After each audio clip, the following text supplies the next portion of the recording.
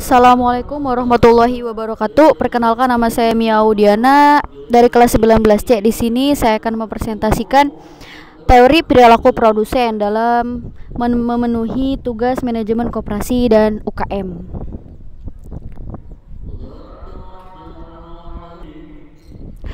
Teori perilaku produsen. Teori perilaku produsen yaitu teori yang menjelaskan tentang bagaimana tingkah laku produsen dalam menghasilkan suatu produk yang selalu berupaya untuk mencapai efisiensi dalam kegiatan produksinya.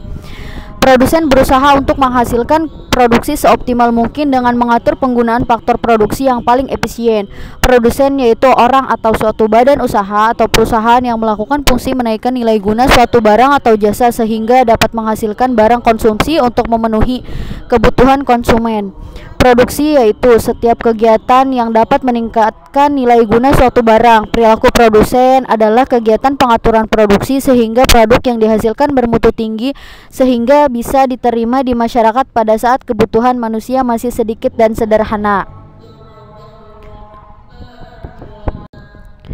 Faktor produksi. Faktor-faktor produksi atau sumber-sumber daya merupakan benda-benda yang disediakan oleh alam atau yang diciptakan oleh manusia yang dapat digunakan untuk memproduksi barang-barang dan jasa.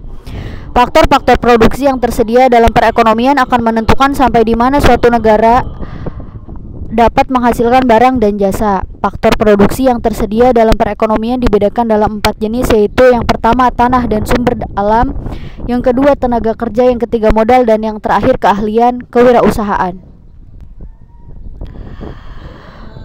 Fungsi produksi. Dalam teori ekonomi, setiap proses produksi mempunyai landasan teknis yang disebut fungsi produksi. Fungsi produksi adalah suatu fungsi atau persamaan yang menunjukkan hubungan fisik atau teknis antara jumlah faktor-faktor produksi yang dipergunakan dengan jumlah produk yang dihasilkan per satuan waktu tanpa memperhatikan harga-harga, baik harga faktor-faktor produksi maupun harga produk. Jadi fungsi produksi adalah model matematis yang menunjukkan hubungan antara jumlah inputan produksi yang dipakai dengan jumlah output barang atau jasa yang dihasilkan dari proses produksi. Mungkin cukup sekian dari saya, kurang dan lebihnya mohon maaf. Wabillahi taufik wal hidayah. Wassalamualaikum warahmatullahi wabarakatuh.